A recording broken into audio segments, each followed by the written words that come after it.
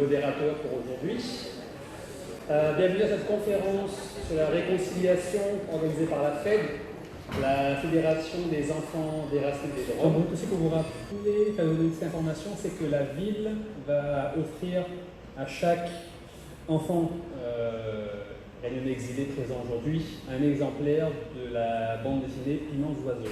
Juste un petit rappel, si on est là, c'est aussi parce que le 18 février 2014, on était à l'Assemblée nationale, certains d'entre vous avec nous, et on avait voté la résolution mémorielle qui reconnaissait la responsabilité de l'État dans l'affaire des enfants réunionnais exilés. C'était un moment historique. Erika Barèche, qui était députée à l'époque, a donné un petit coup de pouce, ça sera reconnu à l'Assemblée nationale. Donc on la remercie pour ça. Dans le 2013 aussi, on a vu l'installation d'une stèle, un gilet, qui est toujours en place. Et cette stèle permet aujourd'hui de se rappeler un peu de cette histoire des enfants réunionnais exilés, histoire que certains ont voulu parfois masquer un peu. À présent, je vais donner la parole à M. le préfet de l'État de l'île Catherine.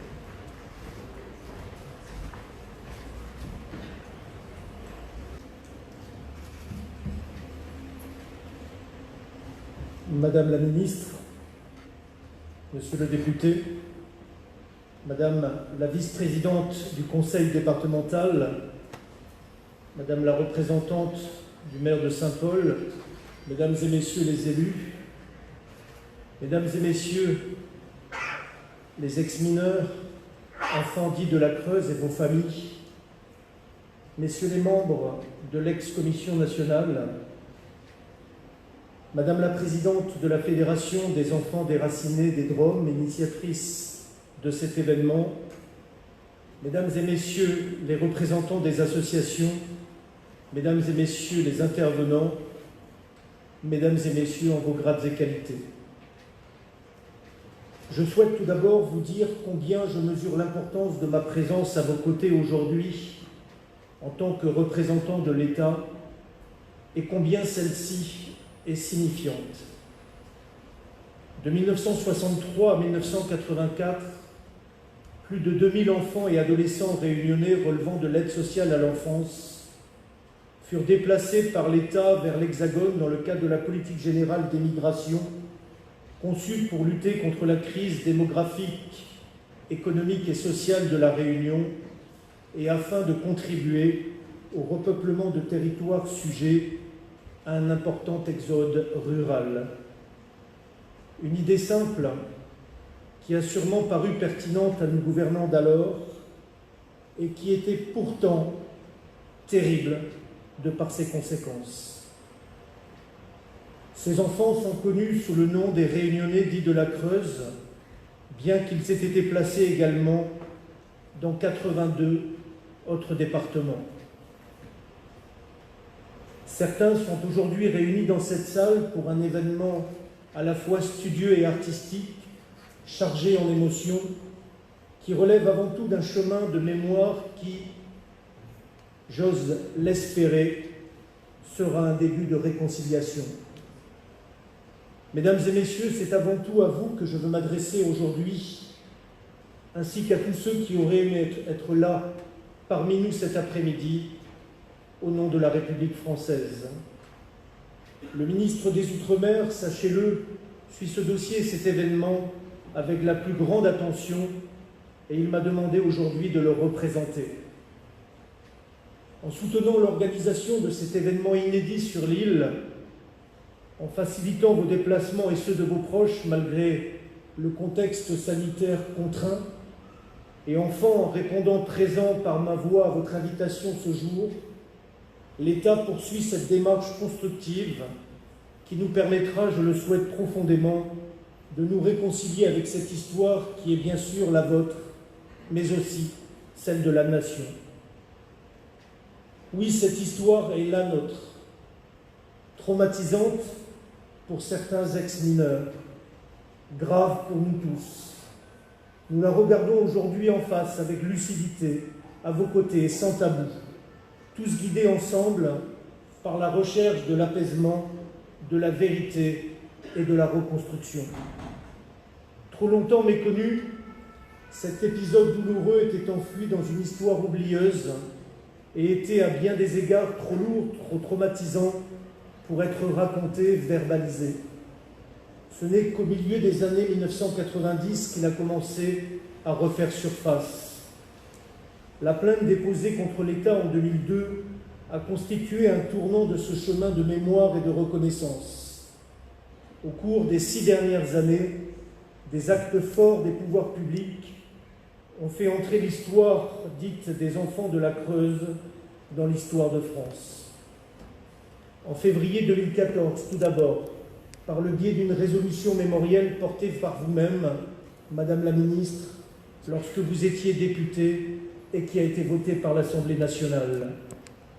Une première étape.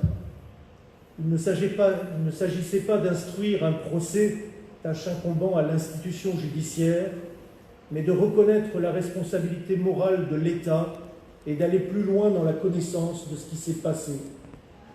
Ce fut ainsi chose faite. D'une part, les représentants de la nation reconnaissaient que l'État avait manqué à sa responsabilité morale envers ses pupilles. D'autre part, les députés demandaient à ce que la connaissance historique de cette affaire soit approfondie et diffusée et à ce que tout soit mis en œuvre pour permettre aux ex-pupilles de reconstituer leur histoire personnelle. En février 2016, ensuite, lorsque le gouvernement, comme il s'y était engagé, et par la voix de Georges Paul-Langevin, alors ministre des Outre-mer, a installé une commission nationale d'information et de recherche scientifique composée de 5 personnalités qualifiées, dont 4 sont aujourd'hui présentes. Messieurs, je vous remercie pour votre présence ce jour. Vos travaux scientifiques, minutieux, inédits, basés notamment sur l'analyse approfondie de documents d'archives, la réalisation de nombreux entretiens et l'analyse contextualisée des politiques publiques de protection de l'enfance ont permis la remise en 2018, après 2 ans de recherche, du rapport final de la Commission. Le rôle civique de l'historien, le rôle que vous avez eu dans ce processus mémoriel et la reconstruction de ce récit national est incontestable. Comme le disait si justement Marguerite Yourcenar, le coup d'œil sur l'histoire, le recul vers une période passée ou, comme aurait dit Racine, vers un pays éloigné, vous donne des perspectives sur votre époque et vous permet d'y penser davantage, de voir davantage les problèmes et de trouver les solutions. Voilà, simplement dit, une part de notre travail de ce jour.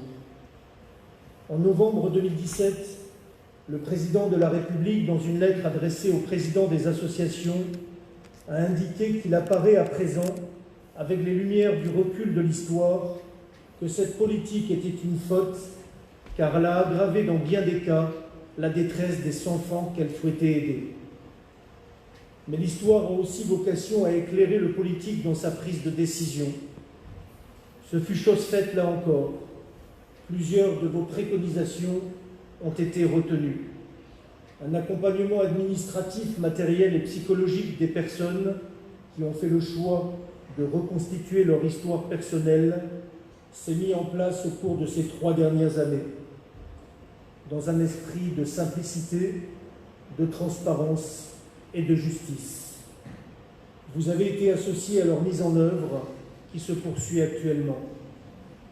Des dispositions concrètes ont notamment été prises pour lever les obstacles à la reconstitution des histoires personnelles des ex-mineurs qui souhaiteraient s'engager dans cette voie, par une aide à la mobilité et au séjour sur place et par la définition d'une procédure de consultation sécurisée de la liste des enfants. Je tiens d'ailleurs à remercier le Conseil départemental et l'UDAF pour leur engagement résolu et bienveillant sur ce dispositif. Des décisions doivent encore être prises concernant les modalités concrètes du suivi psychologique envisagé. Par ailleurs, et afin de garantir la juste place de cet épisode dans notre histoire collective, sous l'égide des autorités académiques, des stages de formation ont été organisés à destination des enseignants.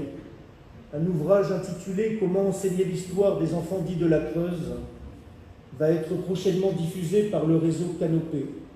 Je tiens à remercier le rectorat de La Réunion pour ce travail. Divers ouvrages, notamment sous la forme d'une bande dessinée, ont également été publiés récemment, concourant à la connaissance et à la diffusion de cette histoire. Enfin, et non des moindres, un projet de plaque mémorielle est envisagé dans les tout prochains mois à l'aéroport d'Orly pour, là encore, faire œuvre d'histoire et de mémoire. Les échanges qui vont suivre cet après-midi s'inscrivent pleinement dans cette dynamique constructive. Ils s'annoncent riches, mêlant histoire collective et personnelle, histoire et mémoire, droit et forcément émotion. Puisse-t-il vous aider à renouer avec vos racines, à vous réapproprier votre mémoire, à apaiser ensemble notre histoire. Au-delà, puissent vos travaux contribuer à faire mieux connaître les ombres de notre passé collectif et être source de propositions pour améliorer à l'avenir la protection et les droits des enfants. Je me chargerai personnellement, si vous le souhaitez, de transmettre au secrétaire d'État en charge de la protection de l'enfance les propositions qui émergeraient en ce sens. Merci en tout cas à celles et ceux qui, par leur abnégation, leur engagement, parfois leur combat, ont permis de remettre à sa juste place cette page, certes honteuse, mais terriblement réelle de notre histoire collective, et d'engager ce travail de réconciliation qui seul permet de laver les fautes des États lorsque ces États sont grands et démocratiques et lorsqu'ils sont dignes de leurs valeurs, comme l'est la France. Mesdames et messieurs, je vous redis avec sincérité l'émotion qui est la mienne d'être des vôtres aujourd'hui, et je vous remercie pour votre attention.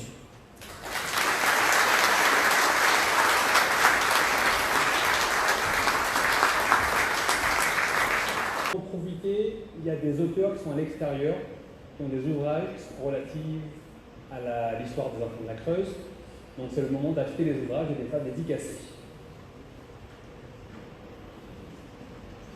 Si vous avez des questions, c'est le moment.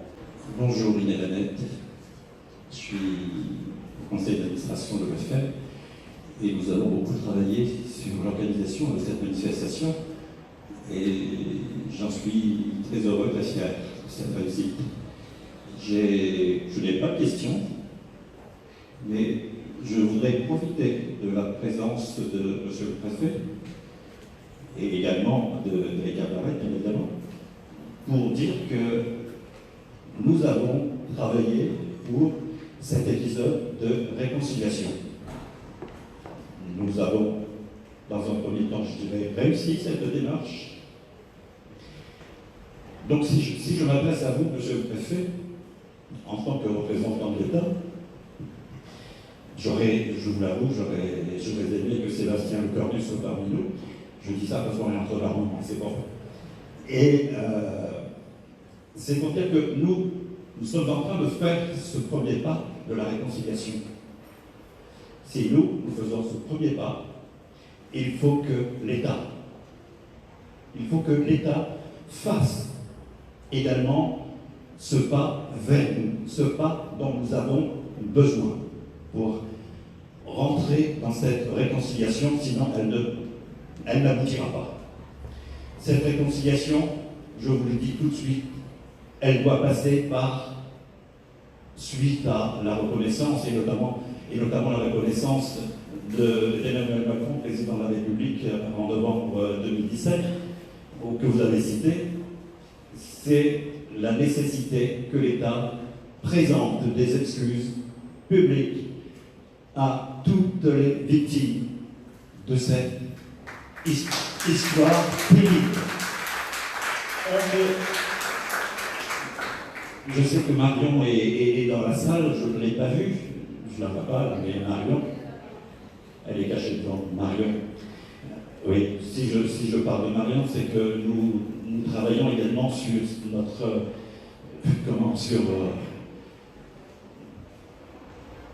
nous avons besoin de nous soigner, nous avons besoin de guérir. Et nous n'y arriverons pas si cet épisode ne passe pas, je le redis, par ces excuses. Monsieur le préfet, et j'attends beaucoup du soutien de Valérie Cavara qui a beaucoup fait bon boulot. C'est le message que le conseil d'administration, je n'en ai pas parlé, je profite de l'occasion qui m'est offerte aujourd'hui pour le faire. Nous avons besoin de ces excuses parce que rien ne pourra se faire sans ça. Voilà. Merci.